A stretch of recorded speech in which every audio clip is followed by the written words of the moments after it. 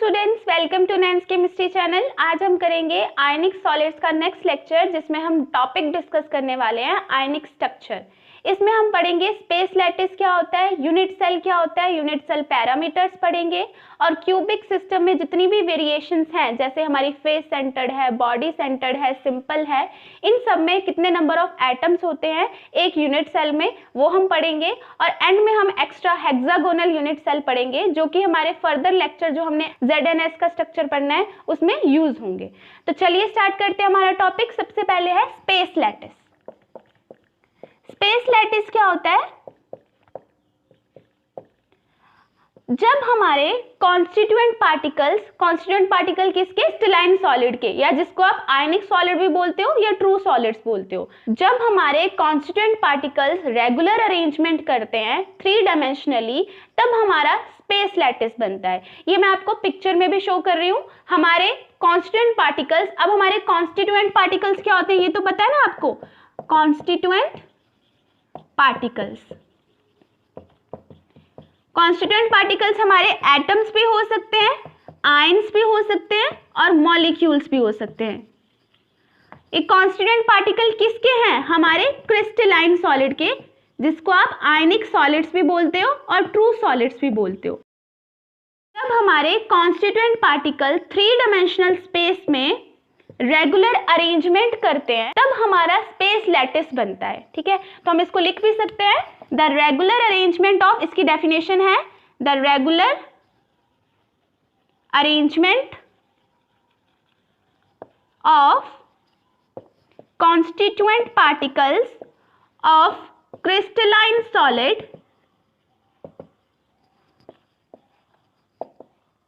in 3 dimension is known as space lattice। ये आ गई हमारी डेफिनेशन।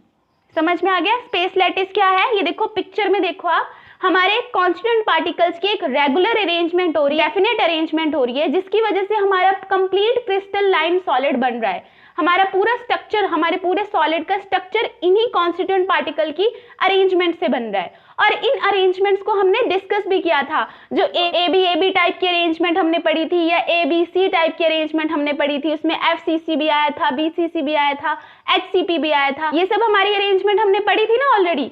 हमारे क्रिस्टलाइन सॉलिड्स की जो अरेंजमेंट है वो यूनिट सेल पे भी डिपेंड करती है, और क्रिस्टलाइन सॉलिड की जो हमारी शेप है, मतलब हमारे जो आयनिक सॉलिड की शेप है, वो भी यूनिट सेल पे डिपेंड करती है। अब यूनिट सेल, अब इसी पिक्चर में आप देखो, ये जो पोर्शन डार्क किया हुआ है ना, ये हमारा बार बार रिपीट होके तो हमारा पूरा क्रिस्टल लैटिस, हमारा स्पेस लैटिस बन रहा है ना।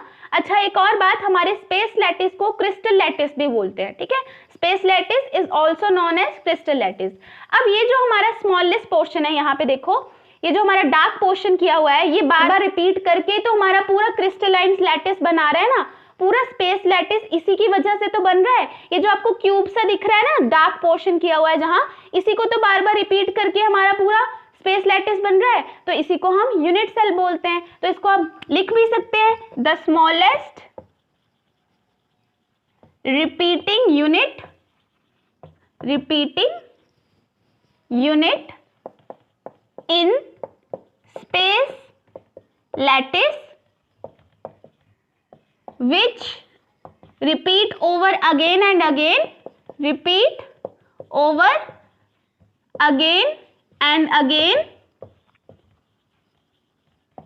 to produce complete space lattice और crystal lattice। ये आ गई हमारी यूनिट सेल की डेफिनेशन। मतलब हमारा पूरा जो स्पेस लैटिस है वो बना किससे है? स्मॉलेस्ट पोर्शन, स्मॉलेस्ट यूनिट से बना है। वो जो यूनिट्स हैं वो बार बार रिपीट कर रहे हैं, और उसकी वजह से पूरा हमारा स्पेस लैटिस प्रोड्यूस हो रहा है। इसी को हम यूनिट सेल बोलते हैं। अब हम बढ़ते हैं unit cell parameters. Unit cell parameters क्या होते हैं? ये हमारा एक यूनिट सेल है, इसी टाइप का आपने देखा था ना पिक में, ये क्यूब लाइक। ठीक है, ये हमारा एक यूनिट सेल है।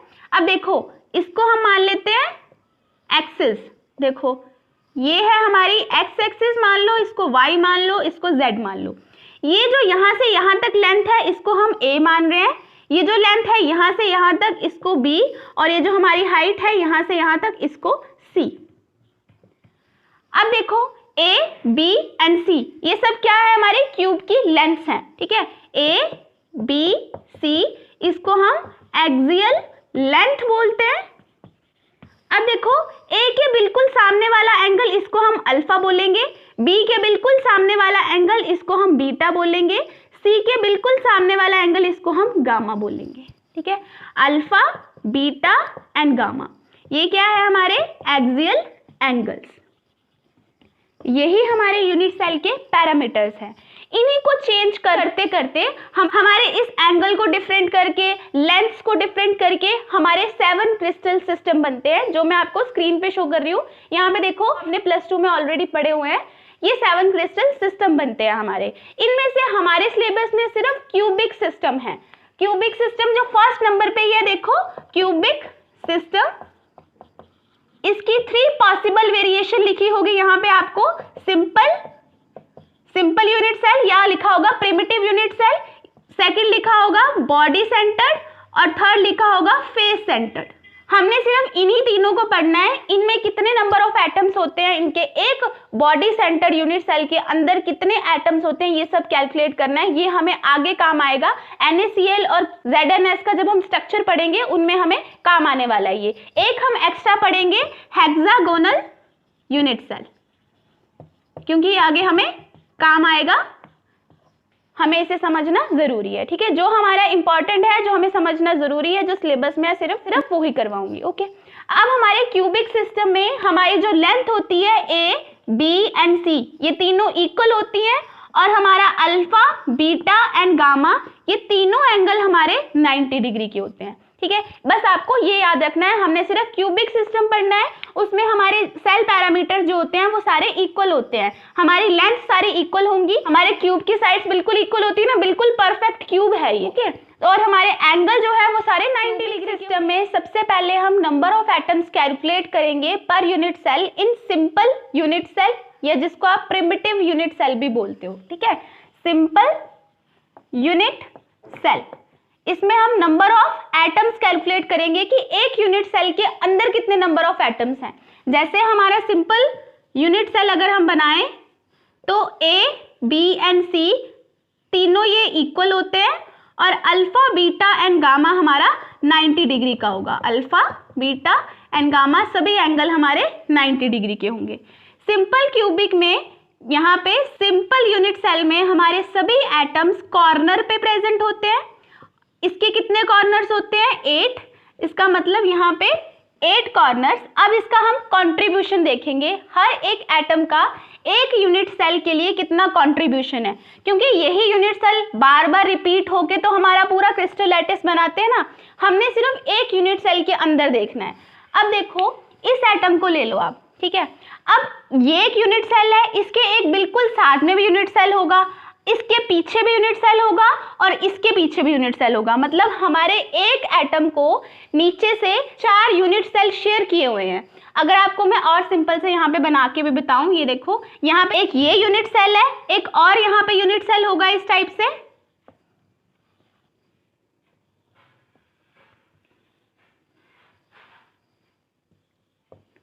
ये देखो एक और यूनिट सेल यहाँ पे होगा। ये वाला एटम इस यूनिट सेल के भी अंदर आ रहा है और इस यूनिट सेल के भी अंदर आ रहा है, ठीक है। और ऐसे ही इसके पीछे भी एक यूनिट सेल होगा और इसके पीछे भी। तो इसका मतलब इसका ये जो हाफ पोर्शन है इस पूरे स्फीयर का, हमारे जो एटम्स है, मॉलिक्यूल्स है या आयंस है, इनको हमारे आयनिक सॉलिड चैप्टर में हमने पढ़ा है कि इसको हार्ड स्फीयर मानना है। तो ये स्फेरिकल शेप के हैं। तो इतना तो आपको बोर्ड पे समझ में आ रहा है कि इसका हाफ पोर्शन नीचे है और हाफ पोर्शन ऊपर है। नीचे वाले पोर्शन को 4 यूनिट सेल ने शेयर किया हुआ है। ऐसे ही इसके ऊपर भी 4 यूनिट सेल होंगे। इसका मतलब इसको 8 यूनिट सेल ने शेयर किया हुआ है। हर एक एटम को हमारे 8 यूनिट सेल ने शेयर किया हुआ है। इसका मतलब हमारे हर एक एटम का कितना कंट्रीब्यूशन होगा एक यूनिट सेल के लिए। सिर्फ अगर मैं इसके लिए बोलूं, यहाँ पे इसको मैं रब कर देती हूँ, ये मैं आपको सिर्फ समझाने के लिए बता रही थी कि इसने भी शेयर किया हुआ है, और भी यूनिट सेल्स हैं यहाँ पे। देखो इस पर्टिकुलर एटम का सिर्फ इस यूनिट सेल के लिए कितना कंट्रीब्यूशन है, 1/8, ठीक है। तो तो 1/8 पार्ट ही इसका इस पूरे यूनिट सेल के अंदर है, बाकी तो दूसरे यूनिट सेल ने इसको शेयर किया हुआ है ना। इसको मैं और सिंपली आपको समझाऊं, जैसे कि ये हमारा ये वाला एटम है, ठीक है, इसका ये तो आपको समझ में आ रहा है, इसका हाफ पोर्शन नीचे है, हाफ पोर्शन ऊपर है, ठीक है।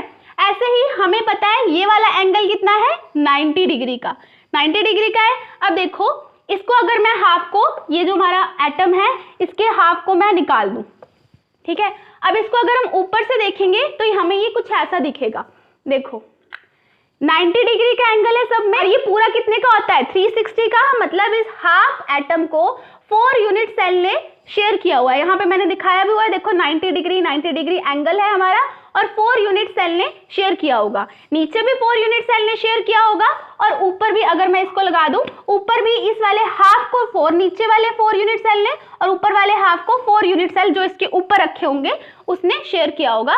तो इसका मतलब एक यूनिट सेल में तो सिर्फ 1/8 पार्ट ही है, ठीक है। ये बात आपको अच्छे से, एक एटम को हमारे 8 यूनिट सेल ने शेयर किया हुआ है, तो एक यूनिट सेल में 1/8 पार्ट ही अंदर होगा, ठीक है। अब यहाँ से हम कैलकुलेट कर सकते हैं, यहाँ पे कितना है देखो 1 एटम। इसका मतलब हमारे एक यूनिट सेल में टोटल सिर्फ 1 एटम ही होता है, अगर हम सिंपल यूनिट सेल की बात करें तो। अगर आपको नंबर ऑफ एटम्स बोल दें कि कितने नंबर ऑफ एटम्स होते हैं एक सिंपल यूनिट सेल में, तो हम बोलेंगे 1 एटम होता है, और हम कैलकुलेट करके भी बताएंगे। ऐसे आप लिखोगे कॉर्नर एटम्स होते हैं हमारे 8, और उनका कॉन्ट्रीब्यूशन 1/8 होता है, और टोटल हमारे सेकंड है हमारा body centre unit cell. Body centre unit cell में भी कॉर्नर एटम्स तो होते ही हैं। अब आपको कॉर्नर एटम आई होप समझ में आ गया होगा कि उनका कॉन्ट्रीब्यूशन 1/8 कैसे होता है, ठीक है। अब देखो 8 एटम्स होते हैं हमारे, सभी कॉर्नर्स कितने होते हैं 8, उनका कॉन्ट्रीब्यूशन 1/8, 1 एटम तो ये होगा ही। बॉडी सेंटर में एक तो कॉर्नर एटम्स होते हैं, और एक एटम हमारा इस पूरे क्यूब के बिल्कुल बीच में होगा, यहाँ पे इस पूरी बॉडी के सेंटर में होगा एक एटम, ठीक है। तो बॉडी के सेंटर में कितने एटम हैं हमारे, 1, और उसका कंट्रीब्यूशन भी, ये देखो ये जो हमारा एटम है इस पूरे यूनिट सेल के बिल्कुल बीच में है, उसका कंट्रीब्यूशन 1, ठीक है। तो यहाँ पे टोटल एटम्स अगर हम कैलकुलेट करें, total atoms in body centre unit cell, तो कितने आ जाएंगे 1 + 1 2 एटम्स। समझ गए? तो नंबर ऑफ एटम्स पता लग गया कि कैसे देखेंगे। थर्ड है हमारा फेस सेंटर्ड यूनिट सेल।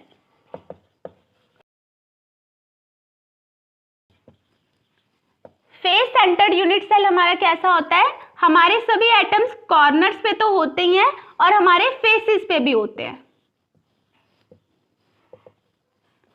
देखो हमारे कॉर्नर पे तो एटम्स होंगे ही, इनका कंट्रीब्यूशन भी अब आपको पता है कि कितना होता है 8, ठीक है। तो सबसे पहले हम लिखेंगे कॉर्नर एटम्स कितने हैं 8, और इनका कंट्रीब्यूशन एक यूनिट सेल के लिए कितना है हमारा 1/8, तो 1 एटम, 1 एटम तो ये हो गया।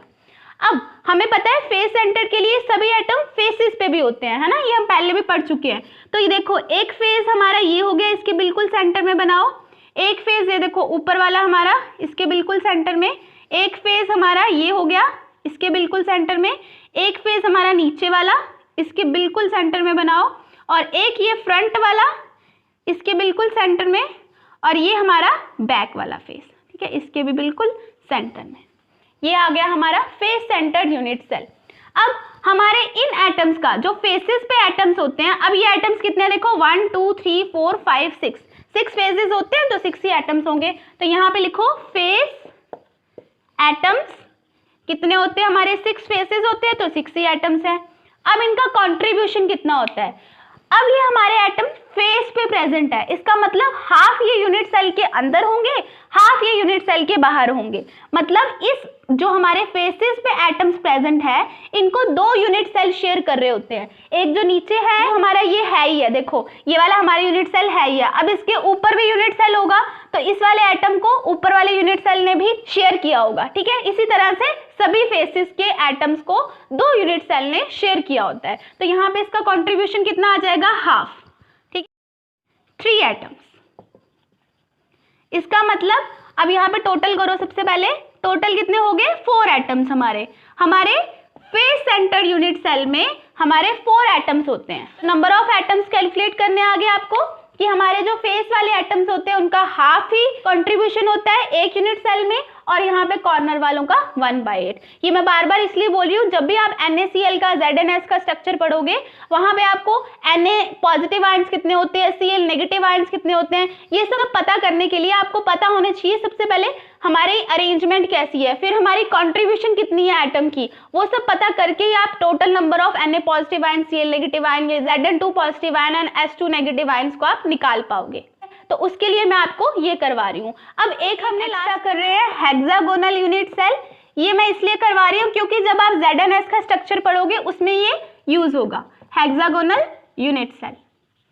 अब ये कैसा होता है, सबसे पहले इस तरह से आप हेक्सागन बना लीजिए।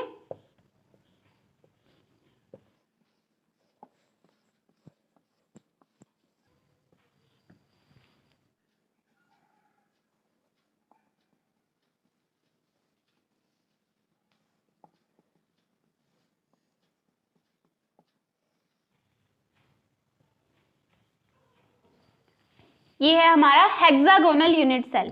इसमें सबसे पहले हमारे सभी कॉर्नर्स पे एटम होंगे।